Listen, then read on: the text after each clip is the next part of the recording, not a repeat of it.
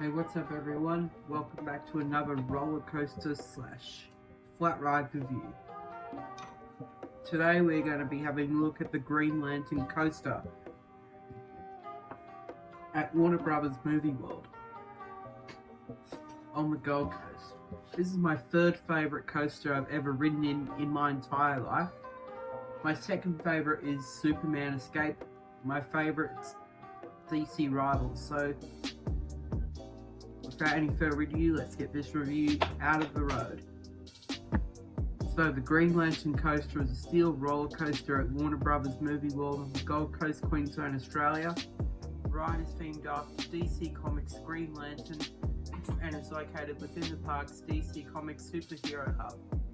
The ride is an El Loco roller coaster manufactured by S&S Worldwide, characterized by a tight circuit featuring a beyond vertical drop and an outward banked turn. When it opened in 2011, it held the record for having the second steepest drop in the world among roller coasters, and the steepest drop in the Southern Hemisphere, the latter of which is records it still holds as of 2020. Green Lantern Coaster officially opened on 23rd of December 2011. In May 2011, preliminary groundwork began on a plot of land in front of Warner Brothers Movie World. On 31st of July 2011, the firm announced a multi-million-dollar attraction coming before Christmas 2011. In early September, pieces of S&S Worldwide roller coaster track began appearing in the car park. On 13th of September 2011, Warner Brothers Movie World began releasing cropped images on the ride concept art. On 17th September 2011, the final clues were released before the official announcement that evening. It was announced that the Green Lantern coaster would feature the steepest drop in the Southern Hemisphere. Also on 17th September 2011, the DC Superhero Store opened, jacked into Batman Adventure, The Ride 2, Batwing Space Shot, and Green Lantern Coaster.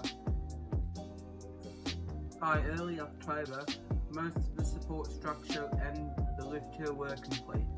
By the end of October, the ride's construction was complete and work had begun on the entrance pathway. In early November, 6 trains arrived on site. Another was showcased by S&S Worldwide at the 2011 IAAPA Attraction Expo. Kevin Roja, and an S&S Worldwide spokesman, stated that the ride would be ready on 15th December 2011. On 28th of November 2011, testing began. The ride entered a soft opening phase on 16th of December 2011 before its official opening on 23rd of December 2011.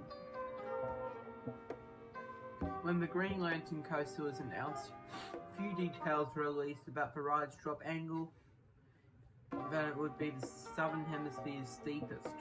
On 2nd of November, Warner Brothers Movie World announced via Facebook that the ride would have a drop of 120 degrees. On 27th of November, Warner Brothers Movie World released a television commercial which promoted that the ride would have the steepest drop in the world. Later that day, they confirmed the drop would be 122.4 degrees instead of the originally announced 120 degrees. Following a soft opening, television commercials began advertising the ride. On 20th of December, Warner Brothers Movie World revised the angle yet again to be 120.5 degrees. This was the final measurement given. Only Takabisha exceeded it with a drop of 121 degrees. Green Lantern Coaster is an El Loco roller coaster manufactured by S&S Worldwide. Warner Brothers Movie World collaborated with S&S Worldwide to develop a coaster that was unlike the previous models, Mumbo Jumbo, Steel Hawk, and Timber Drop. The coaster's 7 trains double the capacity of the traditional El Loco ride from 4 seats per train to 8 seats per train. The trains are articulated in such a way that the first row of 4 riders moves independently from the second row. Each seat features a pair of stereo speakers in the headrest. These speakers are capable of playing multiple tracks for up to 9 minutes on a single charge. Riders are harnessed to the ride through the use of lap bars. The front of each car features a pulsing LED Green Lantern logo, while the back of each car features a Green Lantern oath. All of these operational and thematic characteristics are new for this type of ride and were developed specifically for this coaster. Green Lantern Coaster features 488 meters, 1,601 feet of track, on which riders reach speeds of up to 66 kilometers per hour, 41 miles per hour, and experience 3.5 Gs. The 33 meter tall, 108 feet ride features the first drop with an angle of 120.5 degrees, ranking at the steepest drop in the Southern Hemisphere and the second steepest in the world. The track and structure, which weigh approximately 300 tons, 330 tons, were shipped to Australia from Italy and China, respectively in 25-foot, 12-meter shipping containers. The Green Lantern Coaster is themed around the Green Lantern series of comic books that originated in 1940. This theme is showcased throughout the ride's queue in the station. The ride's theming was developed by Sculpt Studios. The queue begins adjacent to DC Superhero Store, opposite Batwing Space Shop. The queue weaves its way along the park's original boundary wall. Along this route, several billboards inform guests of the story behind the Green Lantern. Riders turn left and enter a courtyard featuring 2 cutouts of villains as well as a 3D model of the Green Lantern. The queue turns left again and follows an upwards path to the station. Green Lantern Coaster begins with a U-turn out of the station.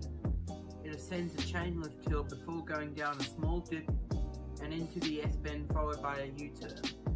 After a slight ascent, the car enters a 120.5 degree drop, the steepest drop in the Southern Hemisphere.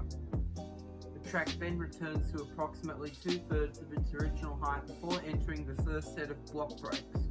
These brakes lead into a left turn with the reverse or outward banking. Then it drops under the block brakes and into the first inversion, a dive loop. The inversion begins with half of an inline twist, which transitions into half of a vertical loop. Upon exiting the inversion, and track inclines into a second set of block brakes. The train then goes around a right U-turn and into the second inversion, a downwards inline twist. This leads into a cutback style, turn around before entering the final brake run and returning to the station. Upon the completion of the ride, guests exit via a path that runs under the lift hill and along the park's boundary before returning to the DC Superhero Store. Inside, guests can purchase a variety of merchandise related to Green Lantern, Batman and Superman. Village Roadshow theme parks, the owners of Warner Brothers Movie World, attributed a rise in attendance to the opening of the Green Lantern Coaster. The company labelled the launch of the ride as a success. The attraction's downtime has been reported several times by local media. However, this behaviour is not unusual for amusement rides. Green Lantern Coaster, along with other El Loco roller coasters, ranked 182 out of the 365 sealed roller coasters in the worldwide Best Roller Coaster poll for 2012. On 15th of March 2015, one car on a train became detached from the rails when a wheel mechanism broke. A Queensland Fire Service inspector described it as a fairly catastrophic failure of the carriage. That was the first time we'd seen the actual failure of the machinery. An investigation revealed that there was a design flaw in the wheel assembly dealing with a bolted joint, and that there was nothing that Movie World could have done to prevent it. SNS Worldwide redesigned the flawed components and tested the ride before it reopened to the public on 16th of December 2015. Thank you, and that's it for this review on Green Lantern Coaster. This is my third favourite at Movie World. My second favourite, as I said earlier in the video, is Superman Escape. My favourite is DC Rivals. So, thank you for watching, and I'll see you in the next one. Bye for now.